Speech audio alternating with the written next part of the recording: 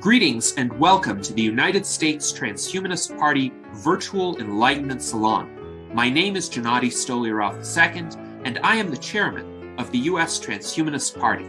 Here we hold conversations with some of the world's leading thinkers in longevity, science, technology, philosophy, and politics. Like the philosophers of the Age of Enlightenment, we aim to connect every field of human endeavor and arrive at new insights to achieve longer lives, greater rationality, and the progress of our civilization. Robots in space!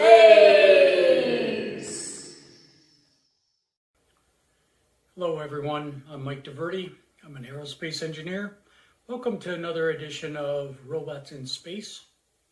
Today I'm wearing my Delta II rocket shirt.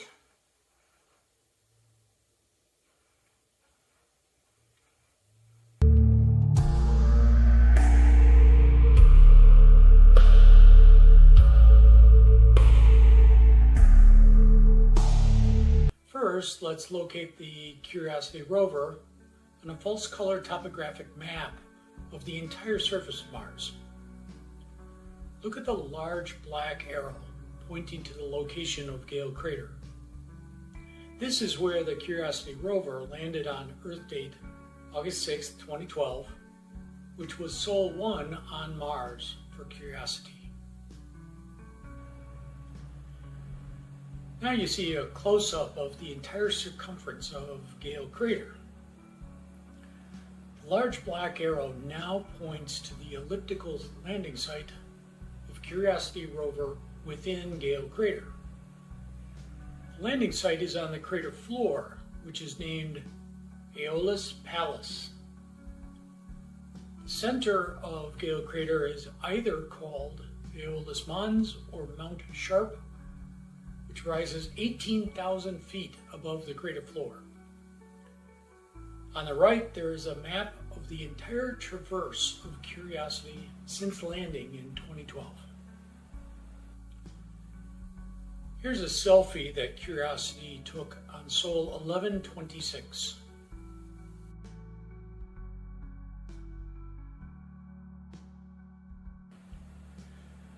This is a panorama video that was created using many individual photographs that were taken by Curiosity once it had ascended to a local ridge of Mount Sharp inside Gale Crater.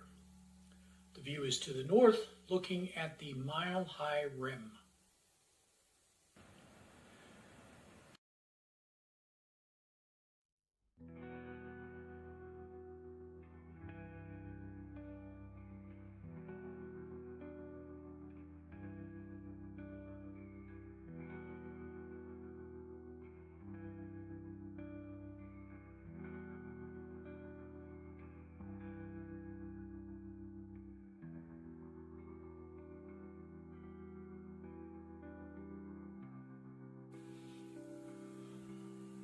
Locations of the path that Curiosity took since landing in 2012 to the time of this panorama in 2018 are now indicated. This panorama gives an idea of the landscape that this rover has traversed in the first 6 years of its 12 years of travel. Now we will fast forward to the current location of Curiosity for an update. Curiosity is roaming Gale Crater, shown on the map of Mars, near the equator in the east. This is a photo from the mass cam on Curiosity on Sol 4338. On Earth, that's October 19th, 2024. The terrain has lots of rocks, which ultimately prevented an autonav. Here, because of the many large rocks in the terrain, there was a concern that auto-navigation would fail, which could position Curiosity in a bad orientation for the next communications window. The drive reached about 90 feet, whereas an autonav in better terrain might have been much longer, like about 160 feet. After the drive, we did a mass cam survey to observe soils along the traverse path. This image from Perseverance's right nav cam looks back along rover tracks from Jezero Crater. This image was acquired on October 4th, 2024, which is Perseverance's Sol 1288, at the local solar time of around 1 in the afternoon. Perseverance just keeps marching up the Jezero Crater rim. This steep ascent through the Martian regolith can prove to be slow driving for the rover, as the wheels can slip in the steepest areas. This is kind of like trying to run up a hill of sand on a beach. With every step forward, you slip a little way back down the hill. Driving through the Mount Rainier quadrangle, there is a relatively obstacle-free path to reach the crater rim, which is now called Summerlin Trail. Perseverance is trekking to the next waypoint near an outcrop of rocks called Pico Turquino, where it will undertake its next science investigations with the Pixel and Sherlock instruments. So what are Pixel and Sherlock? Pixel, P-I-X-L, stands for Planetary Instrument for X-ray Lithochemistry. Pixel is an X-ray fluorescence spectrometer to determine the fine-scale elemental composition of Martian surface materials. Sherlock, S-H-E-R-L-O-C, stands for Scanning Habitable Environments with Raman and Luminescence for Organics and Chemicals. Sherlock is an ultraviolet Raman spectrometer that uses fine-scale imaging and an ultraviolet laser to determine fine-scale mineralogy and detect organic compounds.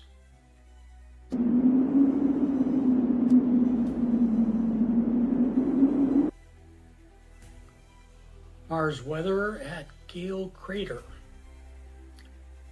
We're going to talk about Sol 4341, which on planet Earth is October 22nd, 2024. Curiosity is taking daily weather measurements at Gale Crater in the southern hemisphere of Mars, near the equator. At this location, it's currently late summer. On the Earth date of October 22nd, 2024, the high was 14 degrees Fahrenheit and the low was negative 71 degrees Fahrenheit. Mission overview for the Chang'e 4 lander and Yutu 2 rover. Yutu 2 is the robotic lunar rover component of CNSA's Chang'e 4 mission to the moon. It's launched on December 7th, 2018, and then made its first soft landing on the far side of the moon on January 3rd, 2019. Yutu 2 is currently operational. It's the longest lived lunar rover ever, now at over 2,000 Earth days on the moon. It eclipsed the previous lunar longevity record of 321 Earth days, which was previously held by the Soviet Union's Lunokhod 1 rover. Yutu 2 is the first lunar rover to have ever traversed the far side of the moon. The landing site is within the Von Karman crater, which is in the South Pole Aitken Basin on the far side of the moon, which was previously unexplored by landers.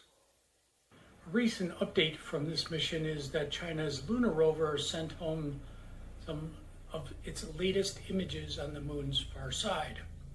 China's Yutu 2 rover has traveled over 1,613 meters on the mysterious far side of the moon as of Tuesday, and sent home the latest images that showed the lunar surface's diverse features.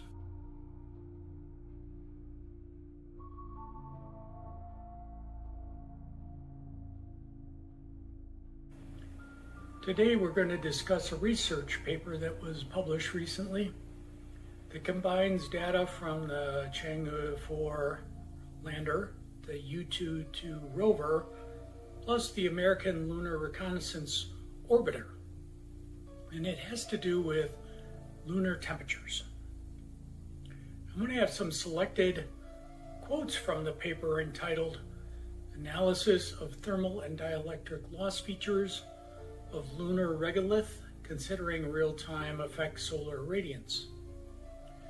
The combination of solar irradiance and temperature data sets detected by orbiters can help explain the temperature variation and thermophysical properties of shallow lunar surface. This study develops a real-time effect solar irradiance ESI model that takes into account the influence of lunar topography and integrates it with a thermal model to simulate physical temperature variations within the von Karman crater. We then simulated the temperature data in the 4 frequencies consistent with the Chang'e 4 microwave radiometer and obtained the average ranges of dielectric loss. These findings provide valuable insights for analyzing lunar surface temperature and observed brightness temperature, as well as for inverting physical and dielectric properties of the shallow regolith, for example, dielectric loss. The lunar surface temperature, LST, and the thermal properties of lunar regolith are significantly affected by solar radiance, the primary heat source on the moon's surface. Effect solar irradiance, ESI, received at the lunar surface is not only crucial for providing reliable data on sunlight duration and intensity, which is vital for selecting optimal landing sites for in situ scientific exploration, but also plays a key role in deciphering the thermal behavior of the regolith observed by orbiters and in constraining the physical and thermal properties of the shallow regolith. ESI on the lunar surface has been the subject of study for decades, particularly in the permanently shadowed regions of the lunar poles, which are of interest in the search for water ice.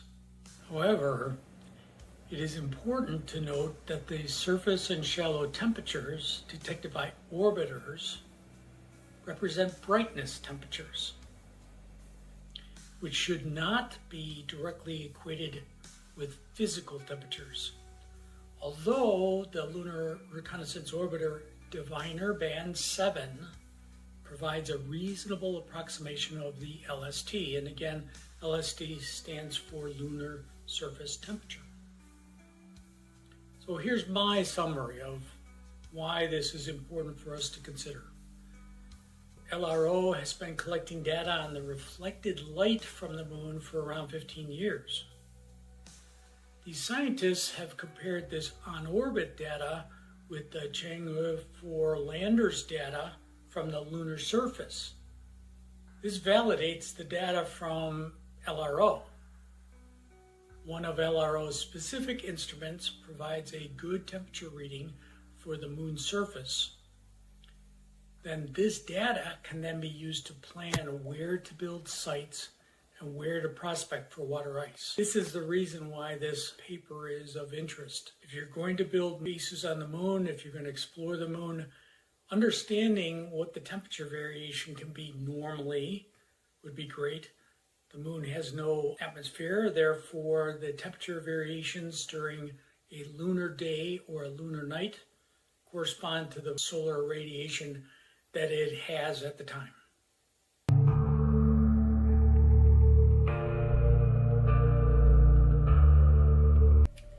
Now it's time for Martian sightings. In this segment, we're going to cover sightings of aliens, unidentified flying objects, and unidentified anomalous phenomenon, also known as UAPs. This week, there were no confirmed sightings of outer space aliens, Martians, UFOs, or UAPs.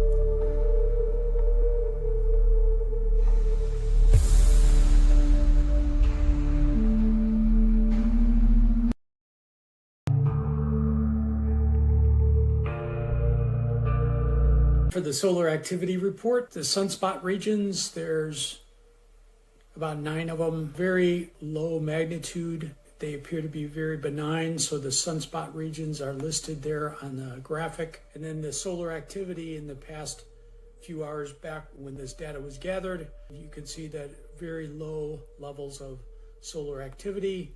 So the solar activity appears to be pretty quiet. And that's your solar activity report for today. And now we go to the music segment.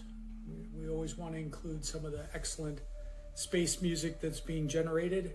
So a fabulous song from 2034 by Spectral Valkyrie, Overman. Enjoy.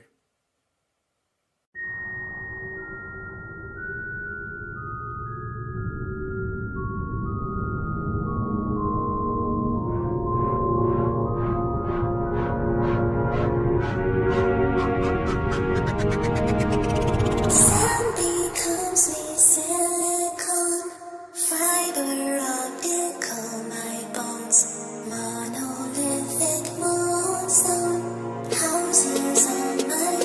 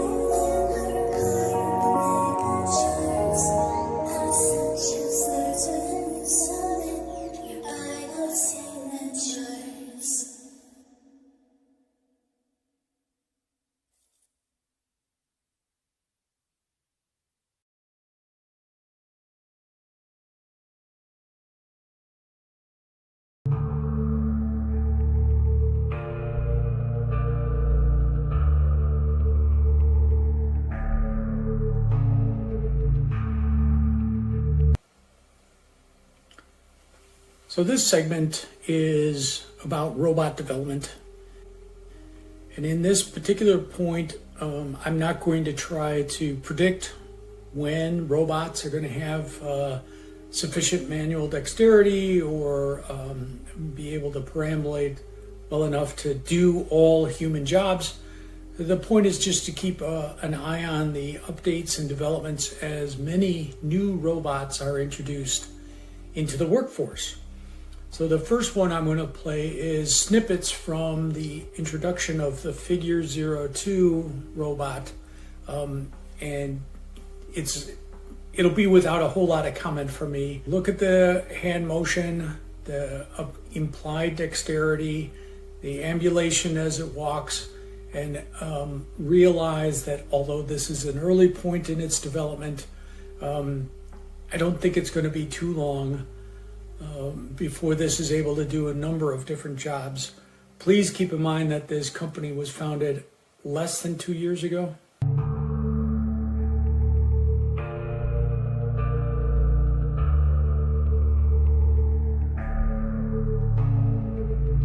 Event Horizon Indicator Update on the grind towards the economic singularity.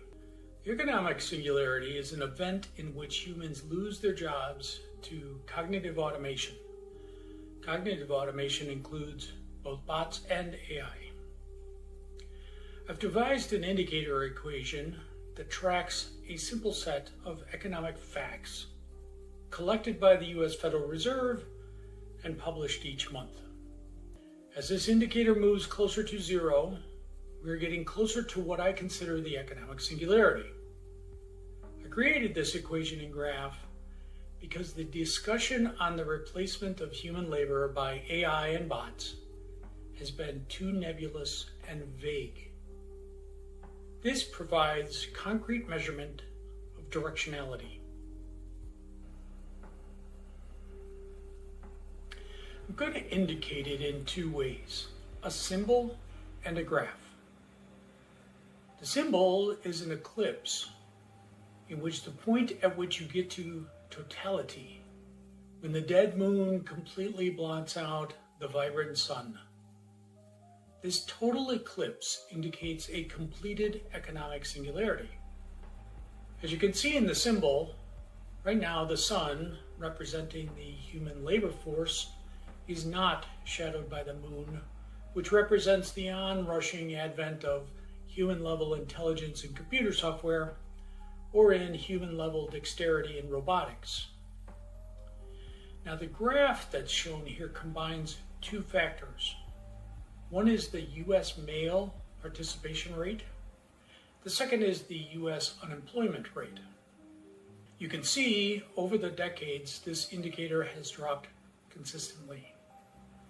You can also see that during the complete shutdown of the U.S. economy for the COVID pandemic, that this indicator briefly crossed the zero line.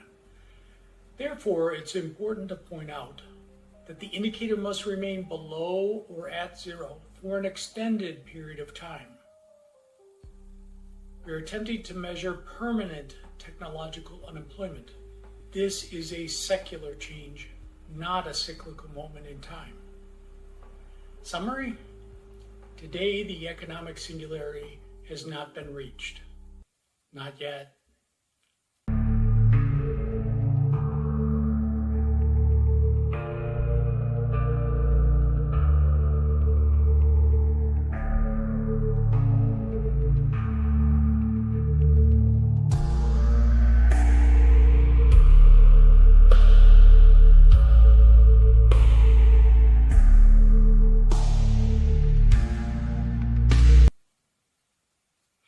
OmniFuturist.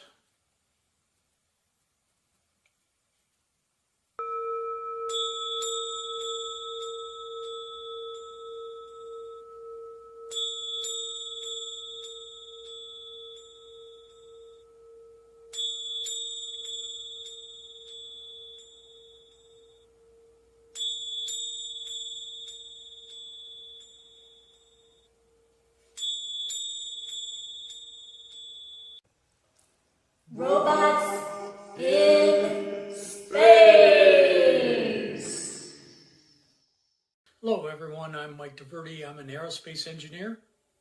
Today you can see that I'm wearing my Space Station Freedom shirt.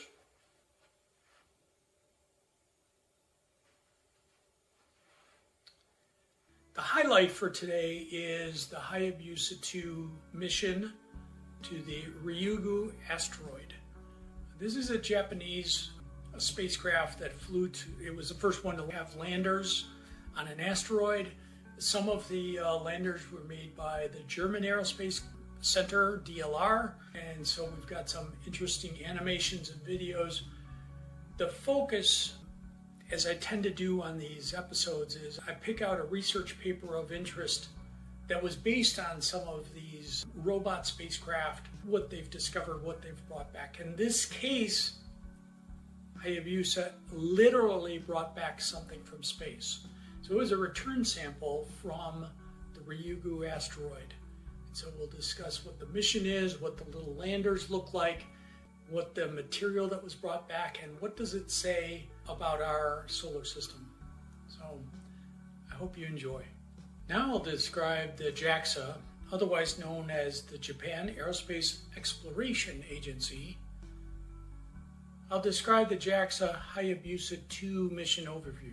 On December 3rd, 2014, the Japanese space probe Hayabusa 2 embarked on a sample return mission to asteroid Ryugu. The animation depicts this mission. The Hayabusa 2 spacecraft returned the samples to Earth in a capsule that landed in the Australian desert on December 6th, 2020. Samples are now being studied at facilities around the world. The aim of the Hayabusa and evolution of the solar system, as asteroids account for some of the most primordial celestial bodies, researching them gives us a glimpse into our cosmic past.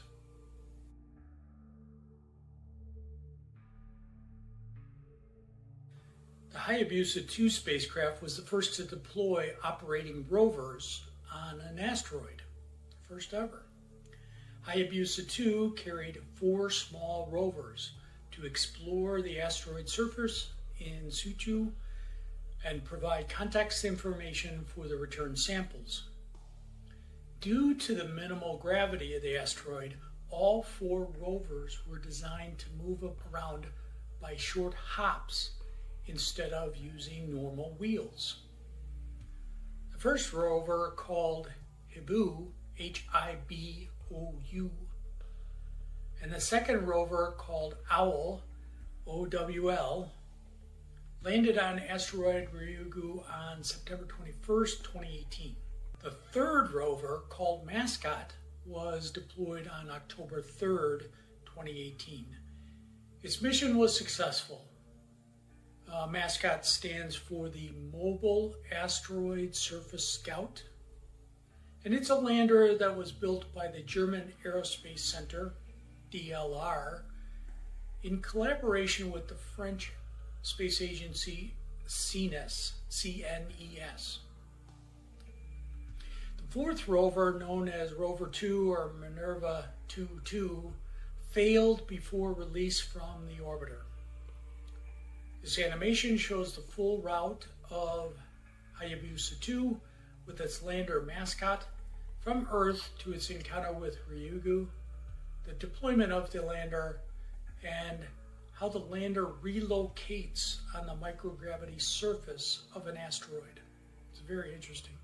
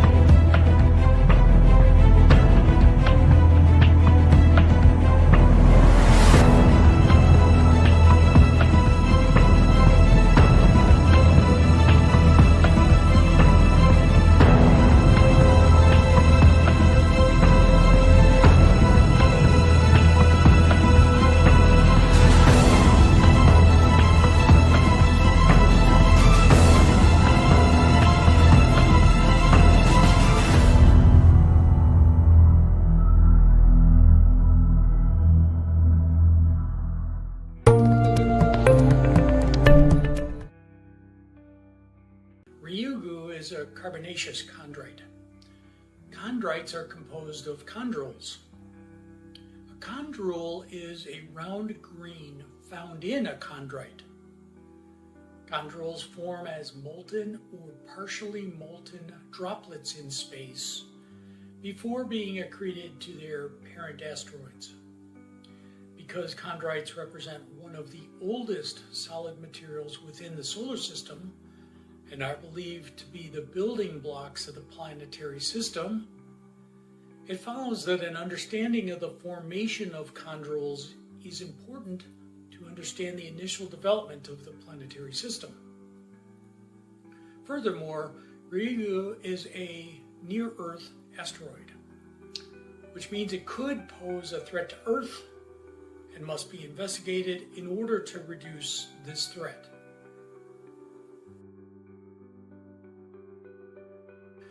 This movie was taken on February 22nd, 2019, when Hayabusa 2 first touched down on asteroid Ryugu to collect a sample from the surface. It was captured using the onboard small monitor camera, CAM-H.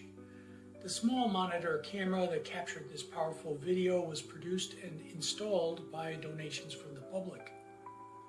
Thanks to this camera, Hayabusa was able to photograph the situation during touchdown.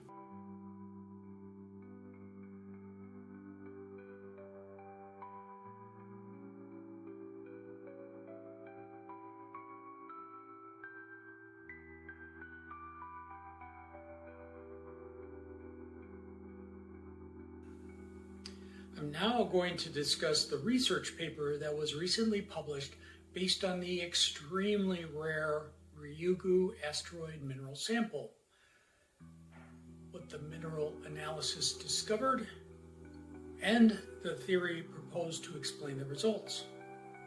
The title of the paper is "The Nickel Isotopic Composition of Ryugu Reveals a Common Accretion Region for Carbonaceous Chondrites." The diagram shows two different points in time in the early development of our solar system. The Ryugu asteroid mineral sample appears to be from a particular class of carbonaceous chondrite asteroids, the Ivuna type Ci chondrites. This is based on the nickel-iron grains detected in the sample brought back to Earth. A chondrite is a non-metallic, stony meteorite that has never been modified by melting. Quoting directly from the paper, the Ci chondrites incorporated these grains more efficiently, possibly because they formed at the end of the disk's lifetime, when planetesimal formation was also triggered by photoevaporation of the disk.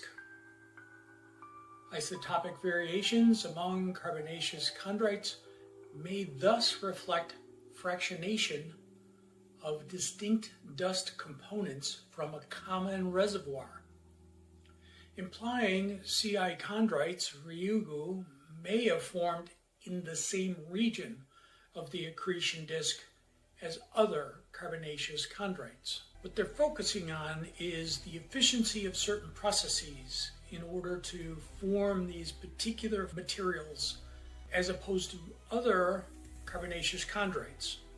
That seems to be the key factor that they're driving on, is that it's not the location in the solar system, in the disk, that determines this type of carbonaceous chondrite. What determines it is what part of the process of the disk formation, the photoevaporation, is this material available in.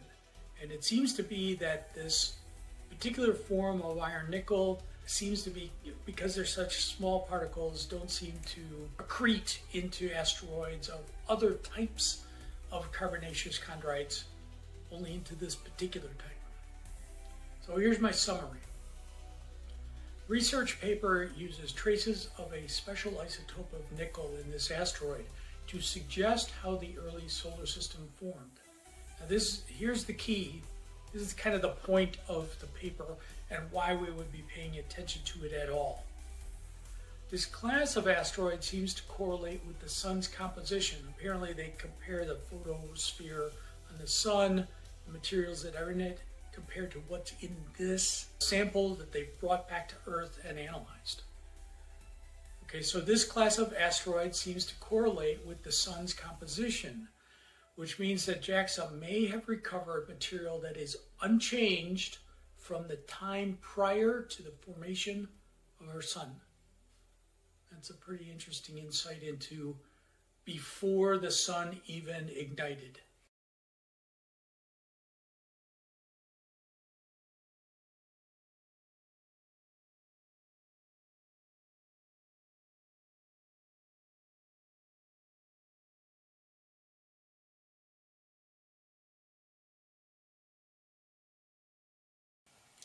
OmniFuturists.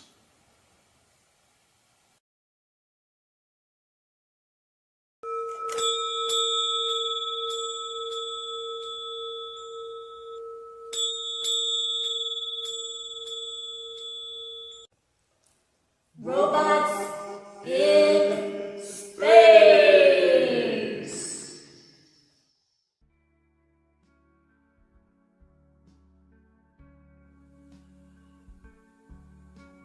Hello everyone, I'm Mike DiVerde. I'm an aerospace engineer. Today I'm wearing my SpaceX Dragon shirt.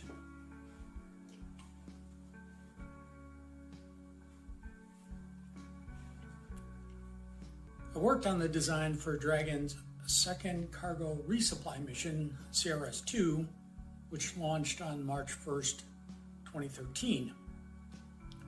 That mission took heavy thermal radiator grapple fixtures up to the International Space Station. Almost 20 years prior to my engineering efforts at SpaceX, I was a primary structure lead engineer for the space station truss when I worked at McDonnell Douglas Space Systems in Huntington Beach, California. So this photo you see captures both of these space projects that I worked on as the robot arm on the space station pulls the grapple fixtures out of the trunk of the SpaceX Dragon. On today's episode of Robots in Space, I'll discuss missions by 3 different spacecraft orbiting Mars: Mars Reconnaissance Orbiter, MRO, Mars Global Surveyor, MGS, and Mars Express Orbiter. We'll watch an overflight of an area of particular interest, Noctis Labyrinthus. Then I'll discuss findings from 4 different research papers. The overview for today's episode is like this. Water in fairly large quantities is being detected on Mars.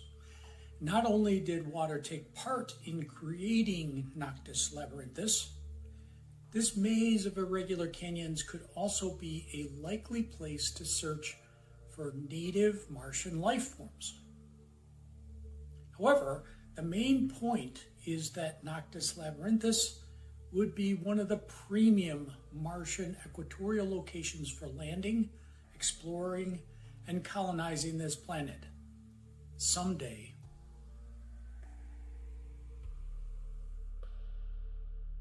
Mars Reconnaissance Orbiter was launched on August 12, 2005, and it reached Mars on March 10, 2006.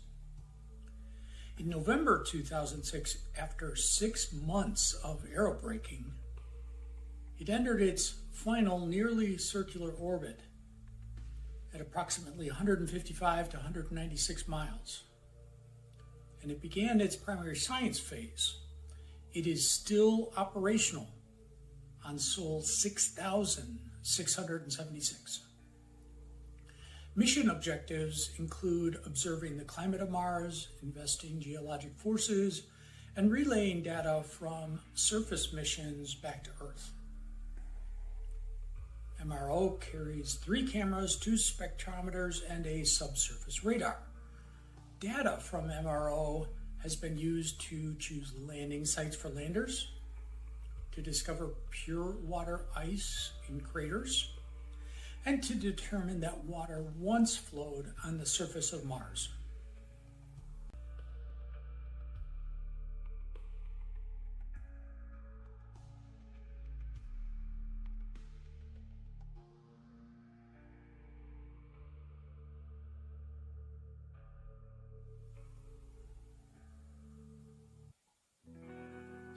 The Shallow Radar SHARAD sounder experiment on board MRO is designed to probe the internal structure of the Martian polar ice caps.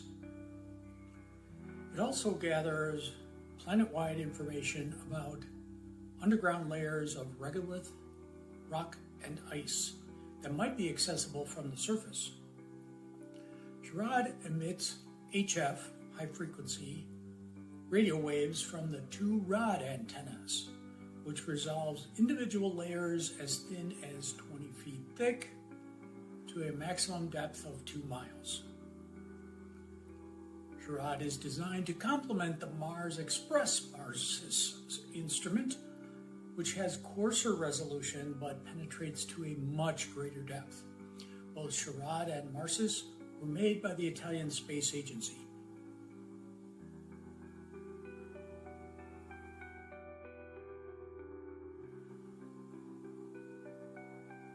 HiRISE stands for the High Resolution Imaging Science Experiment, one of 6 science experiments. This instrument is designed to produce the most detailed pictures of Mars ever taken from orbit, revealing surface details as small as 3 feet across. The Compact Reconnaissance Imaging Spectrometer from Mars instrument, PRISM, is a visible and near-infrared spectrometer that is used to produce detailed maps of the surface mineralogy of Mars. PRISM is being used to identify minerals and chemicals indicative of the past or present existence of water on the surface of Mars. These materials include iron oxides, phyllosilicates, and carbonates, which have characteristic patterns in their visible infrared energy. The PRISM instrument was shut down on April 3rd, 2023.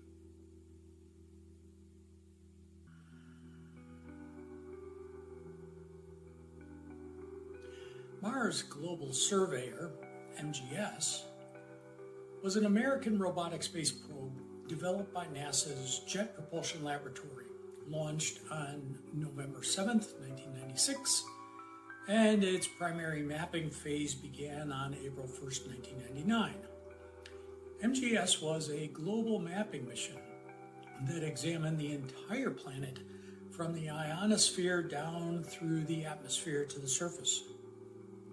Mars Global Surveyor performed atmospheric monitoring for sister orbiters during aerobraking and helped Mars rovers and lander missions by identifying potential landing sites and relaying surface telemetry. On November 2nd, 2006, the spacecraft failed to respond to messages and commands.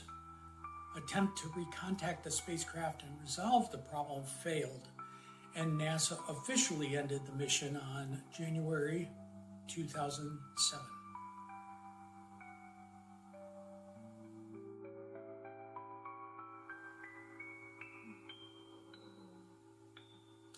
MOC, Mars Orbiter Camera Science Investigation, used 3 instruments: a narrow-angle camera that obtained grayscale high-resolution images, and both a red wide-angle camera and a blue wide-angle camera for context and daily global imaging. MOC operated in Mars orbit between September 1997 and November 2006.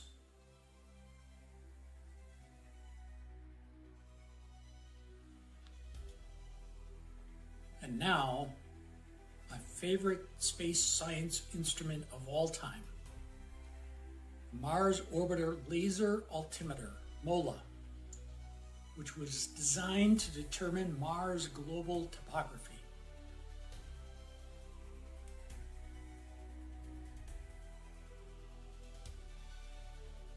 Look at that clear and obvious depiction of the high points and low points on Mars. Beautiful. Credit to Maria Zuber and David Smith for their laser altimeter research. This is the usual portrayal of the data, which presents a clear view of the entire planet from east to west and north to south. It operated as an altimeter until a portion of the laser reached end of life in June 2001. The instrument then functioned as a radiometer until October 2006.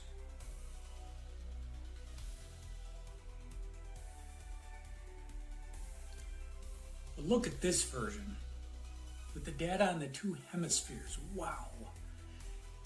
As it is in three-dimensional space.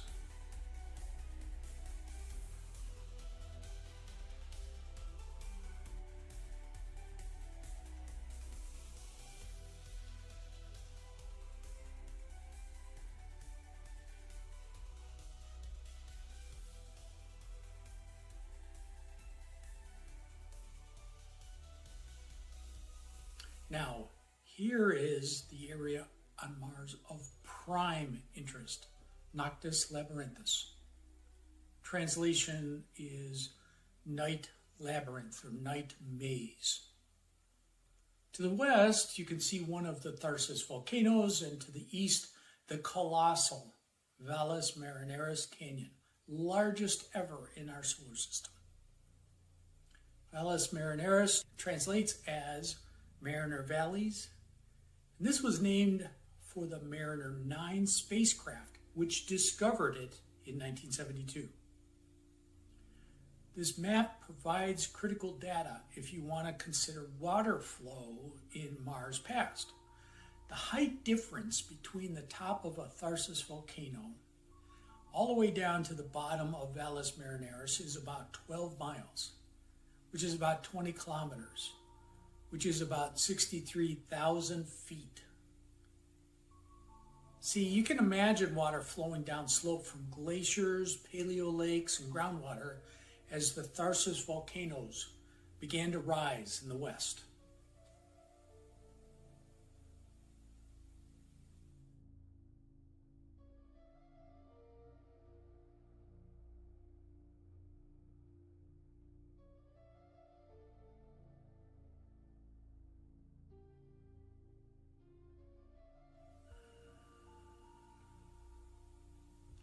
The Mars Express Orbiter has been successfully performing scientific measurements since early 2004, namely high-resolution imaging and mineralogical mapping of the surface, radar sounding of the subsurface structure down to the permafrost, precise determination of the atmospheric circulation and composition, and study of the interaction of the atmosphere with the interplanetary medium.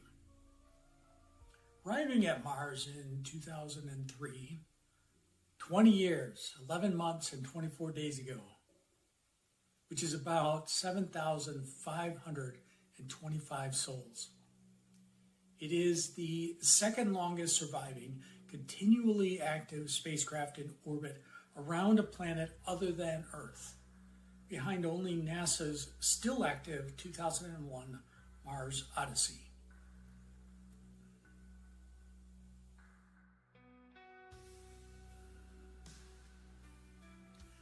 The MARSIS instrument is of prime importance. On May 4th, 2005, Mars Express deployed the first of its two 20-meter-long radar booms for its MARSIS experiment, which stands for Mars Advanced Radar for Subsurface and Ionosphere Sounding. Both 20-meter booms were needed to create a 40-meter-long dipole antenna for MARSIS to work. A less crucial 7-meter-long monopole antenna was deployed earlier. Nominal science observations began during July 2005 For reference, 40 meters is 130 feet. A very long and thin rod antenna. The radar altimeter was used to assess the composition of the subsurface to search for frozen water. Here is an image of subsurface water that was detected by MARSIS near the south pole of Mars.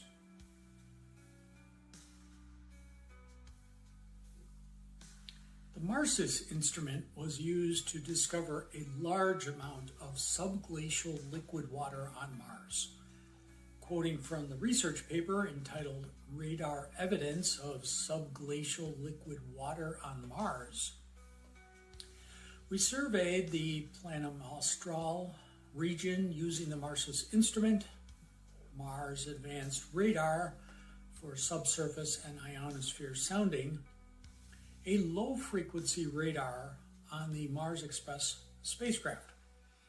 Radar profiles collected between May 2012 and December 2015 contain evidence of liquid water trapped below the ice of the South Polar layered deposits. Anonymously bright subsurface reflections are evident within a well-defined 20-kilometer wide zone centered at 193 degrees east, 81 degrees south, which is surrounded by a much less reflective area. Quantitative analysis of the radar signals shows that this bright feature has high relative dielectric permittivity, greater than 15, matching that of water-bearing materials. Here's the point. We interpret this feature as a stable body of liquid water on Mars.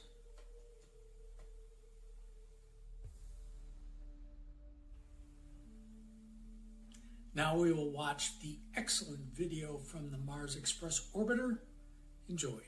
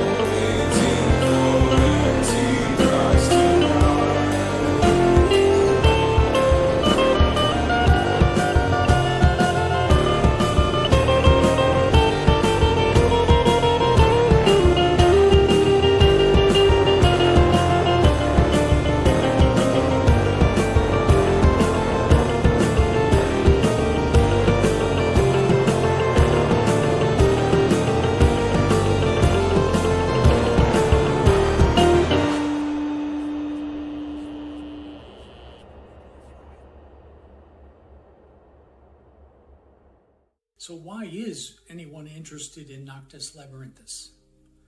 For that, we need to listen to Pascal Lee, a fabulous researcher at NASA Ames and the Mars Institute. Let's look at his recent paper entitled A Relic Glacier Near Mars Equator, Evidence for Recent Glaciation and Volcanism in Eastern Noctis labyrinthus. The paper was written by Pascal Lee et al. 2023. Summary. A light tone deposit in Eastern Noctis labyrinthus presents distinctive morphologic characteristics of a glacier.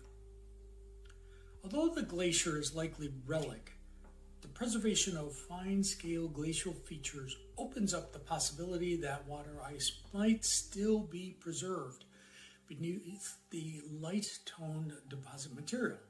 Recent equatorial glaciation, volcanism, and volcano-ice interactions on Mars are implied. Noctis landing is attractive to explore as it enables access towards the east to Valles Marineris and its extensive record of Martian geologic history to search for signs of past life, and towards the west to Noctis labyrinthus, the Tharsis volcanoes beyond, and their many lava caves to search for extant life. Hydrated minerals are present in Noctis landing in a wide variety of forms among the many light-toned deposits in the area. Water ice fog has also been interpreted as a common occurrence in Valles Marineris and Noctis labyrinthus. However, there is as yet no evidence in this region of water ice in surface or near-surface materials in the current epoch. This is not surprising, as water ice would not be thermodynamically stable if exposed directly to current annual atmospheric pressure and temperature conditions in Mars' equatorial regions. Two possible current states are hypothesized. One, all the water ice is gone, but the light-toned deposit has formed a veneer preserving the glacier's morphology in relic form down to its finer details, such as crevasse fields. Or two, some water ice is still there, but it is blanketed by light-toned deposit material, which insulates it thermally and diffusively, as with ancient ice islands in Altiplano Salars. Pascal Lee et al. Wrote a short paper describing the advantages of using Noctis labyrinthus as a landing site, entitled Noctis Landing, a proposed landing site and exploration zone for human missions to the surface of Mars. It was written by Pascal Lee et al. In 2015. So this predates the paper we were just talking about. Observe his map and consider his highlights. The relic glacier is not noted on this map, which predated the relic glacier paper, as I just said. However, I have added a large blue arrow that points to where I believe Pascal Lee identified the relic glacier of his other paper. The solid red circle marks the distance of 100-kilometer radial range from the landing site, which is the black dot at the center. White dotted lines represent potential paths for pressurized rover traverses. White solid circles mark locations offering potential resources such as water ice, hydrated minerals, iron, and sulfur-bearing minerals. Now, quoting from his research paper, the proposed site also contains regions of interest that offer the following resource characteristics. 1. Access to raw material that exhibits the potential to A. Be used as feedstock for water-generating in situ resource utilization processes, and B, yield significant quantities, like more than 100 megatons of water. C, the raw material is likely in the form of hydrated minerals and possibly an ice and regolith mix. The top of the raw material deposit is at the surface. Makes it easy to grab. Number 2, access to a region where infrastructure can be in place or constructed. This region is less than 5 kilometers from the landing site and contains flat, stable terrain. The region exhibits evidence for an abundant source of loose regolith. Several deep pits in the area, combined with the availability of sand, suggest that some natural terrain features can be adapted for construction purposes. 3, access to raw material that exhibits the potential to be used as metal feedstock for in situ resource utilization and construction purposes. Iron and sulfur-rich mineral surface deposits have been identified in CRISM data in many locations in this area. And here's just my aside. I think that there's an awful lot of iron and sulfur all over Mars, frankly. Number 4, Noctis Landing is the lowest altitude location on Mars that straddles both the Tharsis region with above average geothermal gradients and Valles Marineris with minimal crustal thickness from the valley floor to a subsurface liquid water table. So you got heat energy and relatively easy access to a water table. And 5, Noctis Landing has the potential for being an ideal site for eventual deep drilling on Mars to access deep subsurface liquid water and potentially encountering extant life. Everybody's looking for those Martian microbes.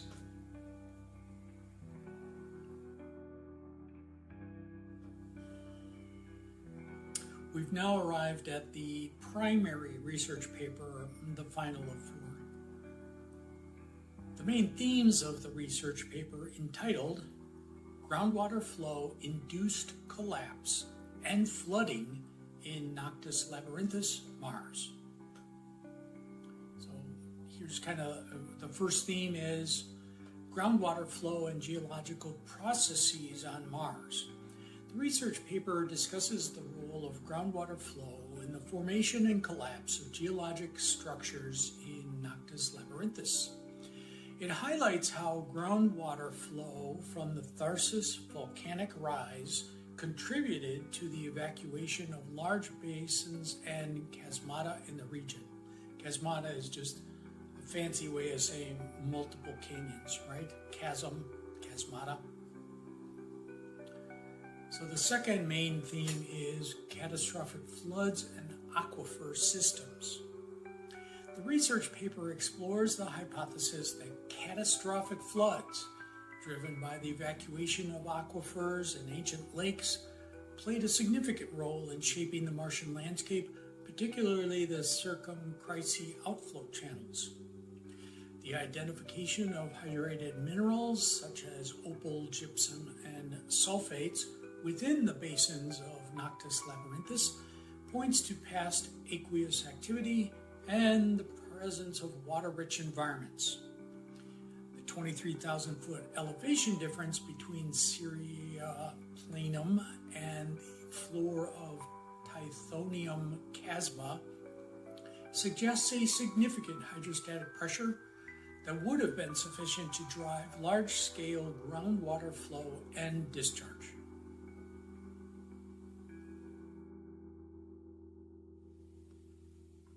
So now I'll quote from the research paper, Interpretive Synthesis, Formation and Inundation of Enclosed Basins in Noctis Labyrinthus. We propose that the tectonically aligned troughs, pits, and enclosed basins of central and eastern Noctis Labyrinthus likely developed as a consequence of surface collapse over conduits generated by fault-controlled groundwater flows. So I'll have you look at figures 1A and 1B now. Our findings indicate that these flows sourced from an aquifer system in northeast Syria Planum and discharged into the floors of ancestral basins produced during the early rift stages of western Valles Marineris. So now you want to look at figures 13A panel 1 and 13B.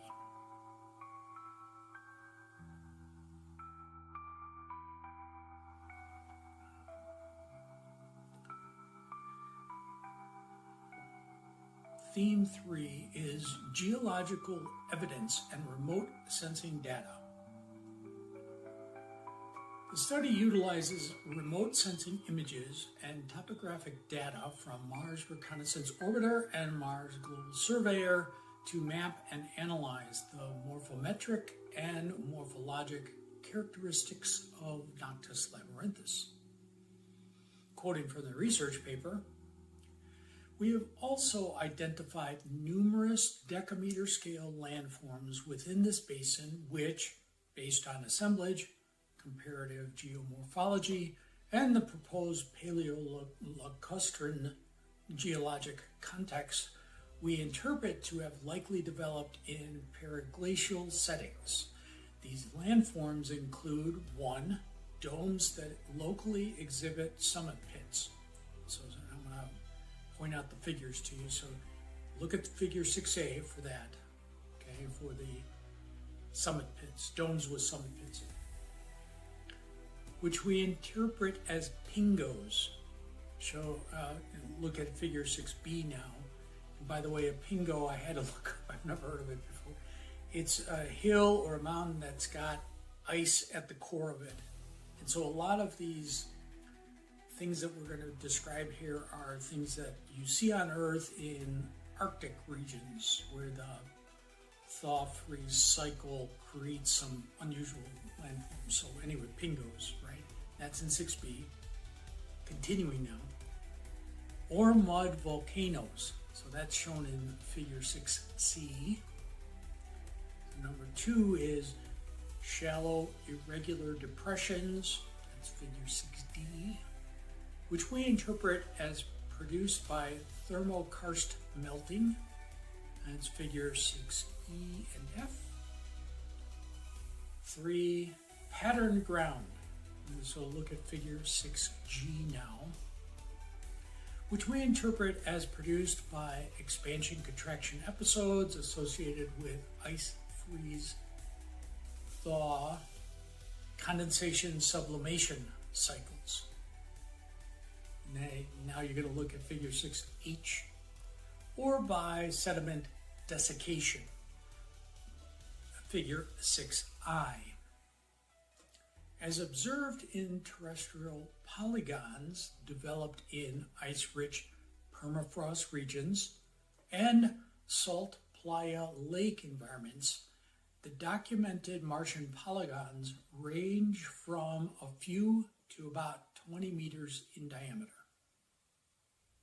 Fourth theme, hydrated mineral deposits and lacustrine features. The document identifies the presence of hydrated mineral deposits and features indicative of ancient lakes and periglacial processes, suggesting a history of aqueous activity in the region. Quoting from the research paper, the presence of widespread hydrated salt deposits within the central Noctis labyrinthus basin is in agreement with a conduit origin linked to the dissolution of regional upper crystal salt deposits, aided perhaps by suffusion resulting from groundwater flow along regional faults extending across buried, unconsolidated sedimentary deposits. We interpret the ridges that mark the northern and southern margins of basin, now you're going to look at figures 3D and 3E, as possible lacustrine paleo shorelines that were likely produced as sediments that were pushed outwards during expansion freezing cycles of the lake's surface. And now you want to look at figure 3F.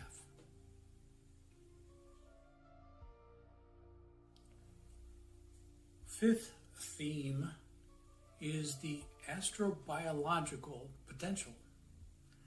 The findings highlight the potential of Noctis labyrinthus as a prime region for astrobiological exploration due to its long-lived integration of subsurface and surface hydrologic environments, which could have been habitable.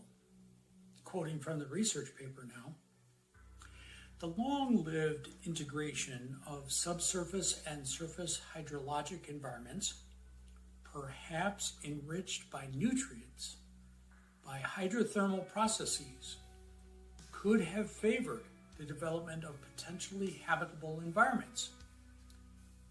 Therefore, this region of Mars comprises a prime candidate for astrobiological exploration.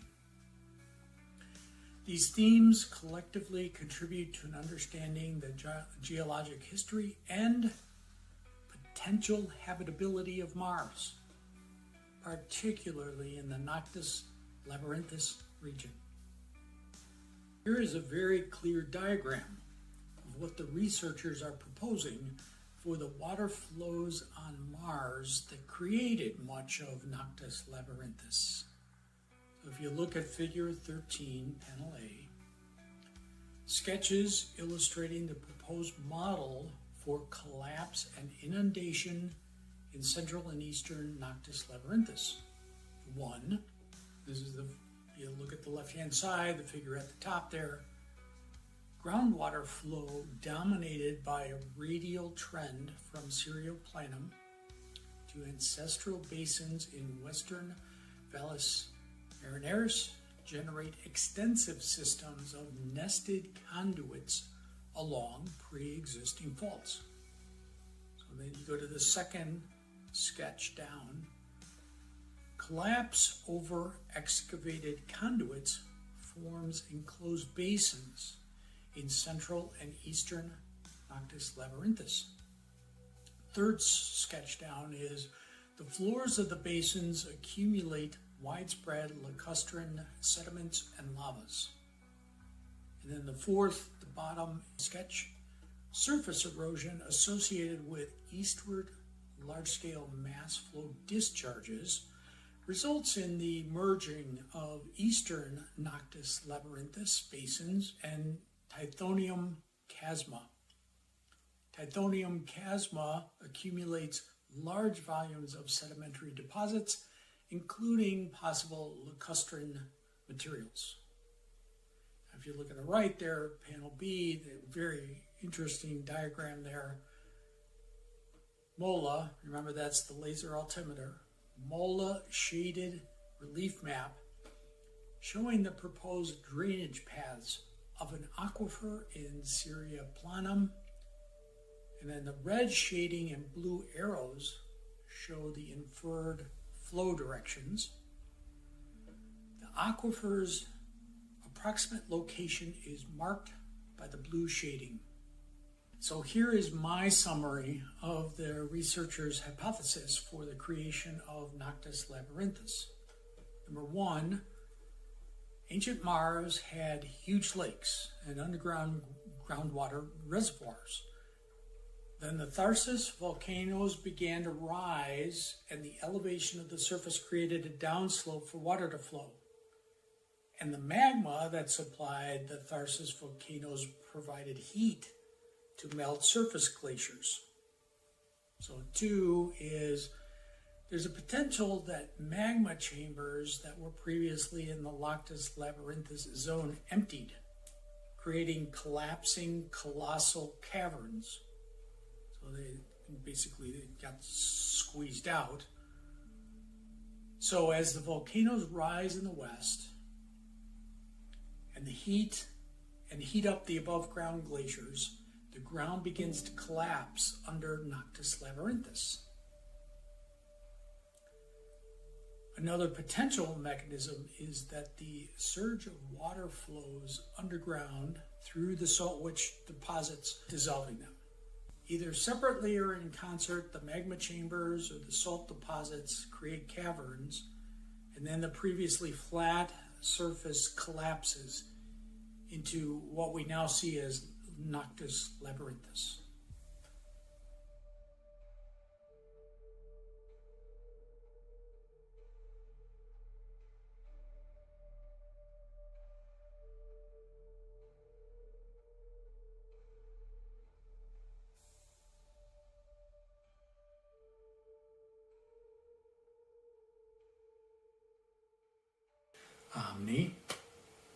OmniFuturists.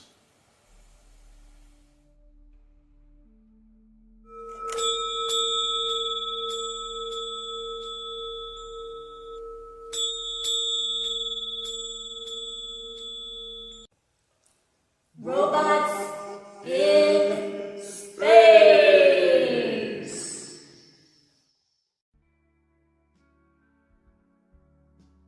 Hello everyone, I'm Mike DiVerde and I'm an aerospace engineer. In today's superluminal episode of Robots in Space, we will discuss the latest updates from Curiosity and Perseverance rovers on Mars and the latest weather there on Mars. Curiosity is driving through quite difficult terrain on sols 4398 to 4401. Sols, you might recall, are just a different name for Martian days, which are almost the same length as Earth days. Earthlings controlling the rover use Martian days so that the drive takes full advantage of the sunlight. Sol 1 is the day a particular spacecraft lands on Mars. The image gives a good impression on what the rover is dealing with. Lots of rocks embedded in sand. I think even hiking would be quite difficult there, let alone driving autonomously. Curiosity, thanks to our excellent rover drivers, makes it successfully most of the time, but here and there, Mars just doesn't play nice. Thus, the rover stopped after about 46 feet of a planned much longer drive. One of the wheels had caught a low spot between two rocks and, safety first, the rover stopped and waited for our assessment. The rover drivers found no major problem, as it's just the middle wheel that hit a bit of a rough patch. Perseverance is now in Gros Morne Quad, named for a beautiful Canadian national park in Newfoundland. For the drive ahead, our next destination is on the lower western edge of Jezero Crater Rim at a region named Witch Hazel Hill. Much of the climb up the crater rim was on sandy material without many rocks to analyze. Witch Hazel Hill appears to have much more exposed rock, and the science team is excited about the opportunity for better views and analyses of the geology directly beneath our wheels. Now I want to give a shout out to the great experts in photogrammetry, the hard science of using photographic images to create a complete picture, a group named Unmanned Spaceflight for their helpful advice and guidance. Paul Hammond of this group provided this excellent description. As the crow flies, the rover is still about 130 meters from the base of Witch Hazel Hill. The hill is west-southwest of the rover's current location, and the base of the hill is 15 meters lower in elevation compared to the current location of the rover. The team did not acquire high-resolution images of the location after the drive on Sol 1380, so I'm assuming that it's likely that the rover will drive again on Sol 1381 unless the team spots something interesting in the fractured bedrock in the rover's current workspace. The location Witch Hazel Hill is shown on this map from JPL. The blue line on the map is the notional route the rover planners have selected many months ago. Those notional paths are subject to change as better targets are spotted or easier paths are spotted. So again, that was on Sol 1380. Now we'll see some map work by Steve Albers, another member of the Unmanned Spaceflight Group. His description is, here's a very unofficial map showing some nearby features present in recent imagery.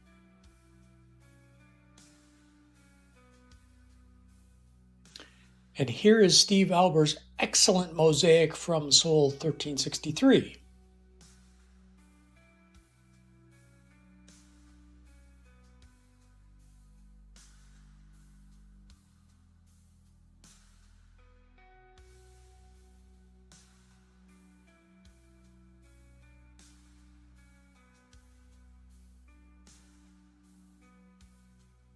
And now for my favorite part, which is the Weather on Mars report. Curiosity is taking daily weather measurements at Gale Crater in the southern hemisphere of Mars near the equator. At this location, it is currently early autumn. On Sol 4410, which is January 1st for Earthlings, the high was -4 degrees Fahrenheit, and the low was -101 degrees Fahrenheit.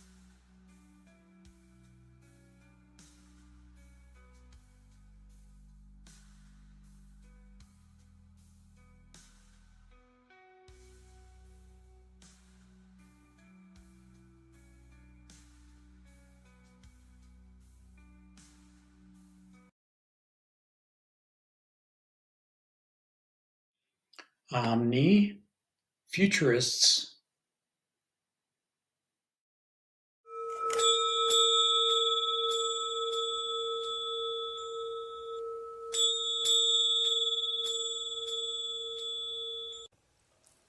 Robots in space.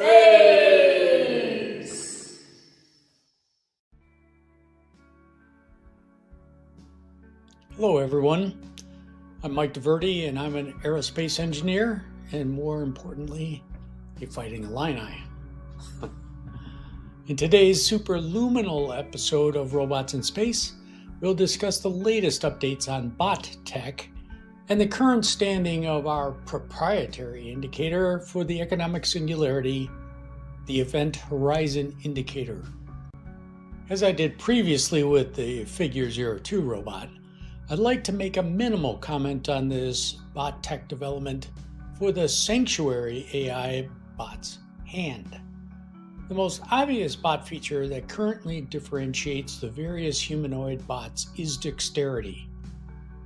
Literally billions of tasks that humans do every single day depends on our 10 fingers. So, some of these bots have useless paws. Others rival human hands. And to me, the first and most obvious application is pick and place at places like Amazon warehouses that are already highly roboticized. Quote, dexterous capability is directly proportional to the size of the addressable market for general-purpose humanoid robots, unquote, says James Wells, interim CEO and CCO. Sanctuary AI announces its latest breakthrough with hydraulic actuation and precise in-hand manipulation, opening up a wide range of industrial and high-value work tasks. Hydraulics has significantly more power density than electric actuators in terms of force and velocity. Sanctuary has invented miniaturized valves that are 50 times faster and 6 times cheaper than off-the-shelf hydraulic valves.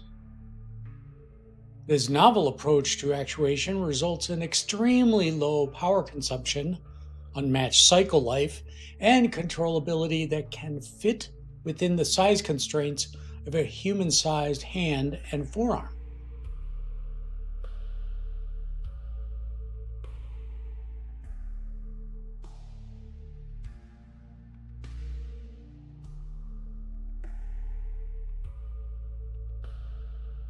We'll now discuss the graph and equation that I developed to measure our progression towards the economic singularity, the Event Horizon Indicator. The value for November 2024 is 93.8, which is the lowest in 3 years. You can see that the trend has been steadily down lately. I'll remind you that when the indicator, epsilon eta, reaches zero and remains below zero, that indicates that we've finally reached the economic singularity with very low labor participation rates coupled with high unemployment due to the bots taking the jobs. The eclipse indicator symbol shows that the eclipse has just barely begun, but it has begun.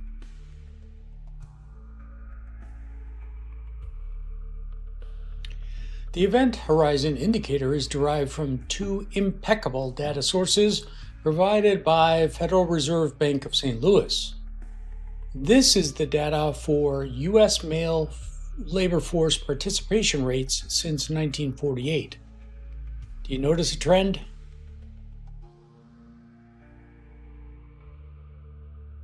And this is another data source provided by Federal Reserve Bank of St. Louis. This is the data for the U.S. unemployment rate since 1948. That huge spike in unemployment in 2020 is the Trump recession, where the Event Horizon Indicator briefly dropped below zero, but recovered swiftly under the Biden American Rescue Plan.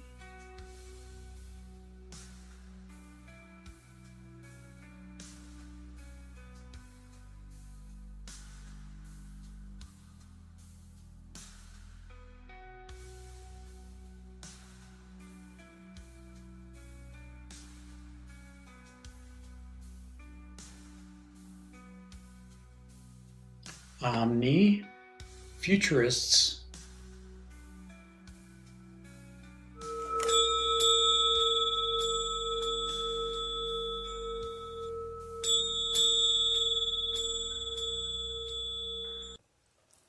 Robots in space.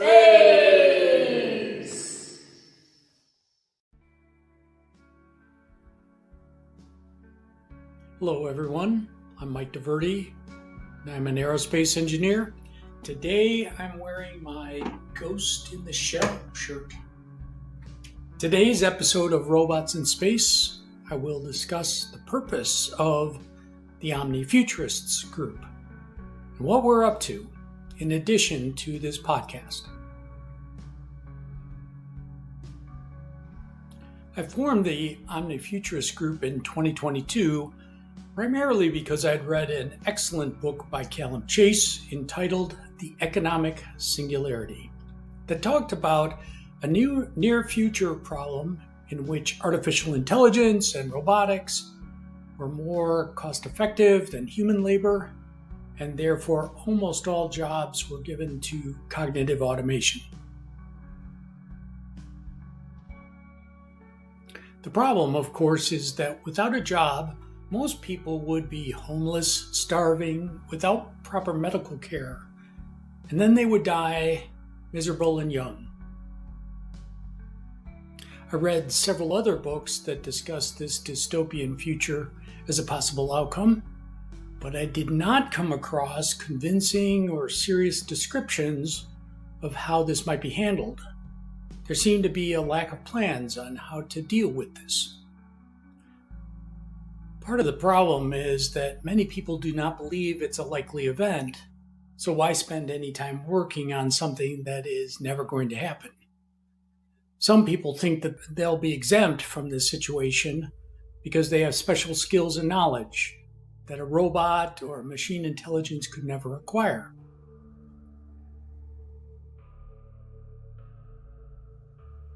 The reasons why we do not have serious plans for this possible future are not important to me. What is important to me is that a series of options are described and evaluated.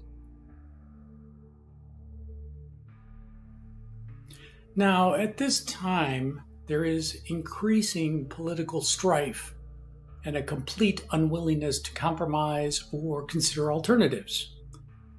There are a few political tribes, and they are applying a political purity test to everything. No one attempts to even consider alternatives. Everyone retreats inside their clubhouse and talks with people within their own echo chamber. I'm attempting something that is fairly rare. I'm trying to intentionally gather a group of people who have wildly different political and economic preferences. I'm trying to get them to respectfully listen to alternatives and consider the pros and cons of all of these potential solutions. And this perspective is where the prefix omni comes from. I literally want all possible alternatives to be considered. Nothing is disallowed. Now, I have my own perspectives and expectations and my own preferred solutions, but I listen to them all. There is a possibility that as we develop as a nascent think tank, that we will develop a concrete evaluation methodology. I like the Delphi method, for example. But we aren't there yet. We're still gathering a variety of options from all over planet Earth. Last year, we published our first book entitled Future Visions. We're just about to release our second edition, and we stayed with the original title. So now we're about to publish Future Visions 2025, with an almost all new series of chapters from a variety of authors. I will have a series of short interviews with each of the authors. The first book had 12 chapters with 12 different authors. The second book had 14 chapters with 14 different authors. And I believe that we kept only a single chapter from the first book in the second book, so the material is almost all fresh. Each of the authors is going to answer the same series of questions. I'm going to answer my own questions about my own chapter from the original Future Visions here today. Now I will pose the same questions that I plan to ask each of the authors of the chapters of Future Visions and answer for my own chapter. A self-interview, which my beautiful wife Julie thinks is just a hilarious idea that I would interview myself.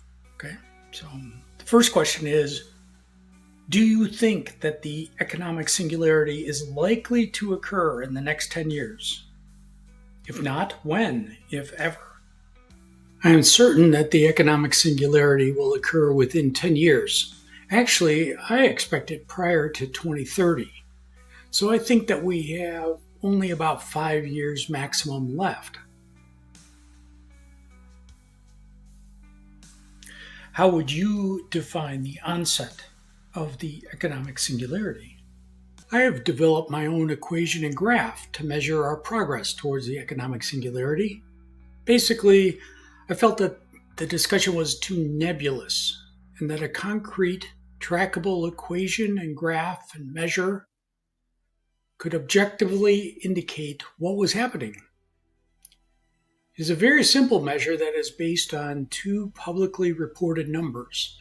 The crux of the economic singularity is the replacement of human labor with cognitive automation. That has everything to do with job loss. We have two well-known measures in America of job loss: labor force participation rate and unemployment. The data for both of the factors are provided by the U.S. Bureau of Labor Statistics, and I retrieve them once a month when they are provided by the St. Louis Federal Reserve Bank. So, once per month, I will be updating this indicator and publishing the results. These factors measure different things. Labor force participation rate shows a long-term engagement by the workforce. I'll point out that I only use the U.S. male labor force participation rate due to the rise of female participation in the paid labor force over the decades. The data that is available begins in 1948. In 1948, the female paid labor force was vanishingly small. Over time, of course, women appeared more and more in the paid labor force. This growth was independent of automation or lack thereof. This was a changing culture in which it became far more accepted for an adult single woman or a mother to engage in a full career throughout her life. People who are not part of the active labor force and do not show up in the labor force participation rate have given up long-term on finding suitable employment. It is a long-term measure. On the other hand, the unemployment rate shows people who have, unfortunately, fairly recently lost their job and are still expecting to find a good job soon.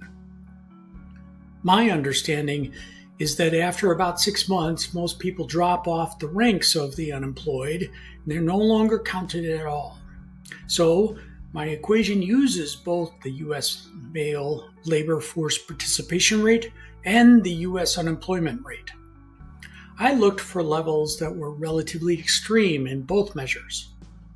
Although the target level of unemployment is 2%, we see levels up to 7% relatively often.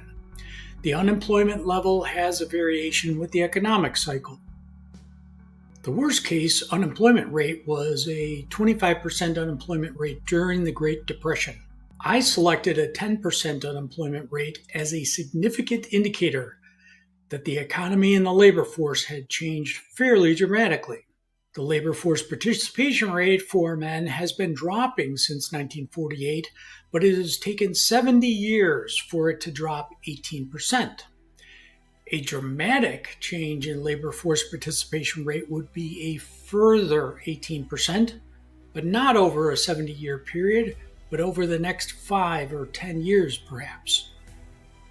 So the equation is written from current levels so that it will reach 0 once both the unemployment rate reaches 10% and the U.S. male participation rate reaches 50%.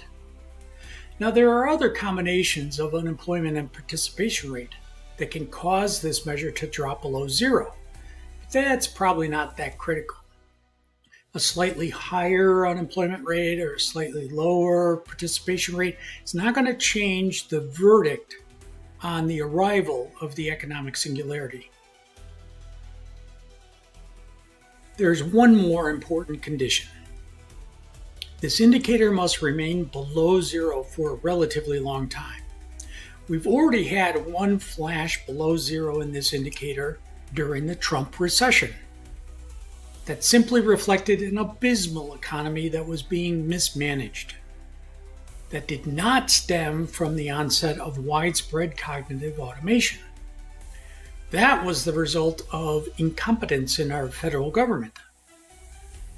So I've named this measure the Event Horizon Indicator. The symbology that I'm using is a solar eclipse, which in normal conditions the moon does not cover the sun. Once the Event Horizon Indicator reaches 0, then the symbology will be a total solar eclipse. You see the graph of the Event Horizon Indicator behind me. How do you think that humanity should deal with the economic singularity?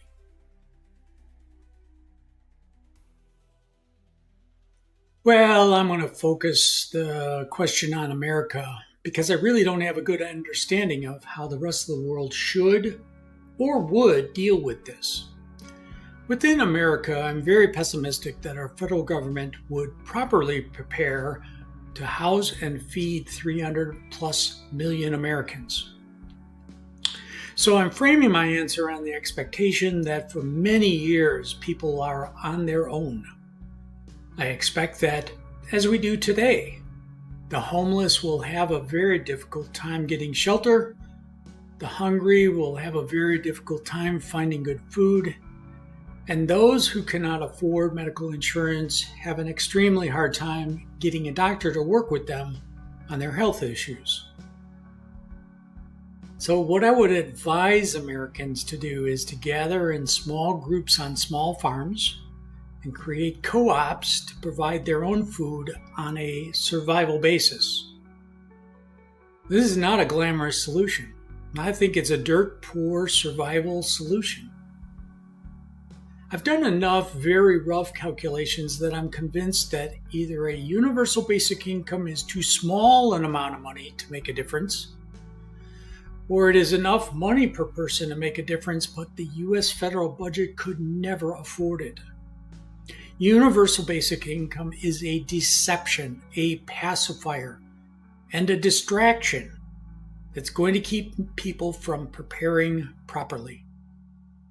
Do you think that we will ever achieve superabundance?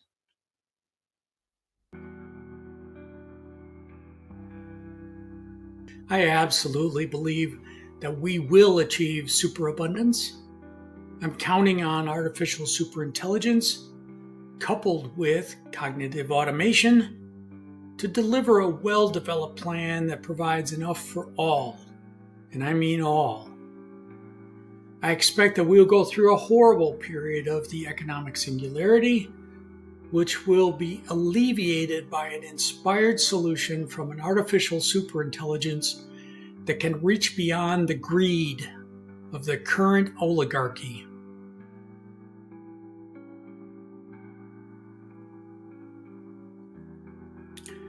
Are you concerned at all about the arrival of artificial superintelligence?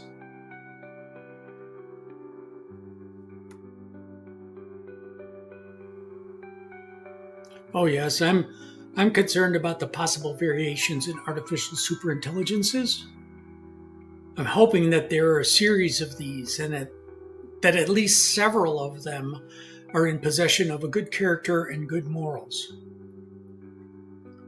I think that there will be some that are completely evil and that will be encouraged to continue the wealth pump from the working class people up to the oligarchy. What other topic is first and foremost in your mind? For example, space travel and colonization, or super longevity, or crypto, or geopolitics, or quantum mechanics and quantum computers, etc.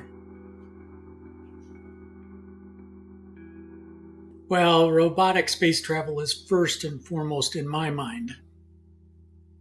I think that it is too risky at this point for humans to travel in space. I don't think that we have characterized all of the significant risks of death and terminal illness from the space environment. I would like us to spend the next couple decades sending robotic spacecraft out to completely characterize the radiation and microgravity and chemical characteristics of some of the nearby moons and planets before we try to send too many people out there to die. Once we not only understand the risks, but we also have developed wonderful technologies to protect humans, once they are beyond the beautiful protection provided by planet Earth's magnetosphere and atmosphere, then it'll make sense to start sending people out to permanently live on other planets and moons within our solar system.